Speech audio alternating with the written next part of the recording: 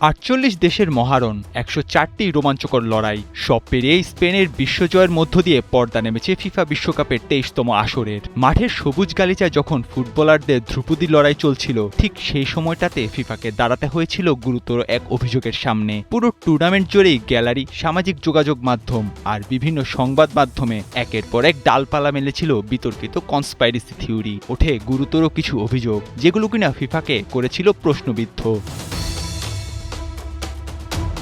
সবচেয়ে বড় সমালোচনার ঝড়টি উঠেছিল আর্জেন্টিনার ম্যাচগুলোকে ঘিরে। কখনো গুঞ্জন রেফারিদের অদৃশ্য হাত নাকি একপেশে সুবিধা দিচ্ছে আলবিসেলেস্তাদের, আবার কখনো আরো কড়া অভিযোগ ফিফার প্রভাবেই নাকি প্রতিপক্ষ দলগুলো ছাড় দিচ্ছে আর্জেন্টিনাকে। এমনকি গুঞ্জন ওঠে ম্যাচ ফিক্সিংয়েরও। এমন গুরুতর সব অভিযোগ আর ফিক্সিংয়ের বিষয়টি আমলে নিয়ে নড়েচড়ে বসে ফিফা। জল ঘোলা করা এসব গুঞ্জনের মূল উপড়ে ফেলে সত্য বের করে আনতে দায়িত্ব দেয়া হয় বাঘা বাঘা সব এজেন্সির সমন্বয়ে গঠিত ফিফার বিশেষ ইন্টিগ্রেটেড টাস্ক ফোর্সকে।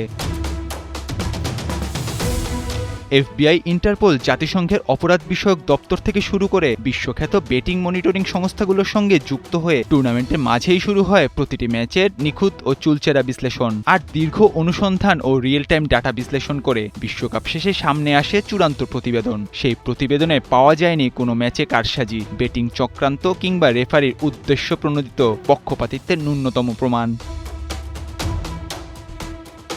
এক আনুষ্ঠানিক বিবৃতিতে ফিফা জানিয়েছে, এফবিআই, ইন্টারপোল ও জাতিসংঘের মতো শীর্ষ সংস্থাকে নিয়ে গঠিত ইন্টিগ্রেটেড টাস্ক ফোর্স টুর্নামেন্টে কোনো অনিয়ম খুঁজে পায়নি। পুরো বিশ্বকাপে তারা গভীরভাবে নজর চালিয়েও সন্দেহভাজন কোনো বেটিং বা ফিক্সিংয়ের ইঙ্গিত পায়নি।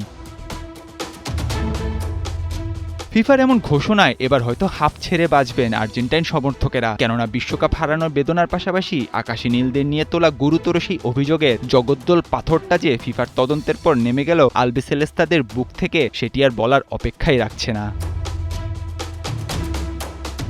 হয়তো আর্জেন্টিনার হাতে প্রতিপক্ষ সমর্থকদের স্বপ্নভঙ্গের বেদনায় জন্ম দিয়েছিল ক্ষোভের, জন্ম দিয়েছিল পক্ষপাতিত্ব আর অদৃশ্য হাতছানির অলিক গল্পের। কিন্তু দিন শেষে ফিফার এই নিষ্কলঙ্ক সনদে পরিষ্কার হয়ে গেল একটা সত্য: বিশ্বকাপের আঙিনায় হেরে যাওয়া কিংবা জিতে যাওয়া কোনোটাই নিয়তির কোনো সাজানো চিত্রনাট্য ছিল না।